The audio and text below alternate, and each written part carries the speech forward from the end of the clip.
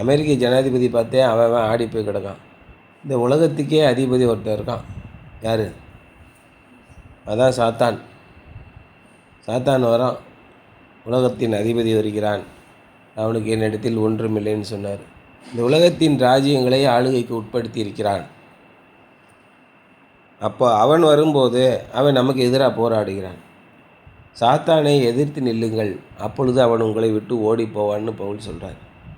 சாதாரண அற்ப மனிதர்களாக இருந்து கொண்டு நமக்கு யாரோடையெல்லாம் போராட்டங்கள் உண்டு அப்படின்னு எழுதியிருக்கார் பைபிள்.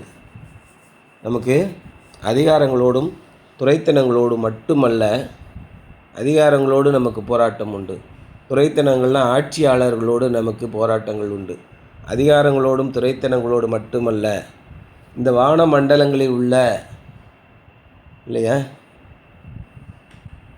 ஏகப்பட்ட சேனைகள், கார் இருளின் சேனைகளோடு நமக்கு போராட்டம் உண்டு. நம்முடைய வாழ்க்கையில் ஏன் நடக்குதுன்னே நமக்கு தெரியாது. பல அதிசயங்கள், பல துன்பங்கள் நடந்துக்கிட்டு இருக்கு. எந்த விதத்திலையும் தீர்வே இல்லாத துன்பங்கள் நமக்கு வந்துக்கிட்டு இருக்கு. அந்த துன்பங்கள்லேருந்து எப்படி மீள முடியும்? அதை இந்து மதத்தில் என்ன சொல்கிறாங்க? ஜாதகம் சரியில்லை, கட்டம் சரியில்லை, இன்னும் 6 மாதத்துக்கு அவன் அப்படி தான் கஷ்டப்படுவான் சொல்கிறாங்களா? ஜாதகம் பார்த்துட்டு வராங்களா? ஜோசியம் பார்த்துட்டு வராங்களா? அவங்க ஃப்ரெண்ட்ஸ் எல்லாம் அவனுக்கு நேரம் சரியில்லைன்னு சொல்கிறாங்களா? அப்போ இதெல்லாம் எப்படி நடக்குது?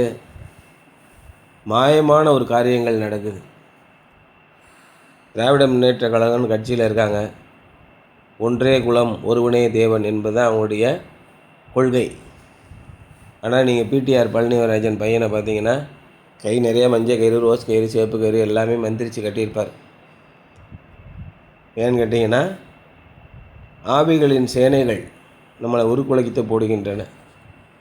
அதே மாதிரி கருணாநிதி மஞ்சள் கலர்லாம் போட்டிருப்பார் துண்டு, ஏன்னா மஞ்சள் கலர் துண்டு போட சொல்லியிருக்காங்க. இப்படி பலவிதமான காரியங்கள் நடக்கு.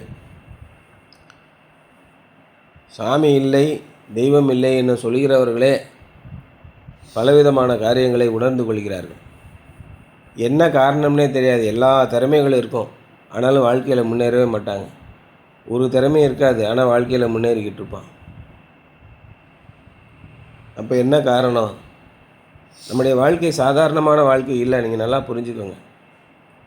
நம்ம போகிறோம், நல்லா படிக்கிறோம், நல்லா பரீட்சை எழுதுகிறோம், நல்ல வேலைக்கு போகிறோம், அப்படிலாம் போக முடியாது. மனிதர்கள் நினைத்தபடி நடக்காது. இதற்கு உங்களுக்கு அதான் என்ன சொல்கிறாங்க, டிவைன் பவர் உங்களுக்கு வேணும்.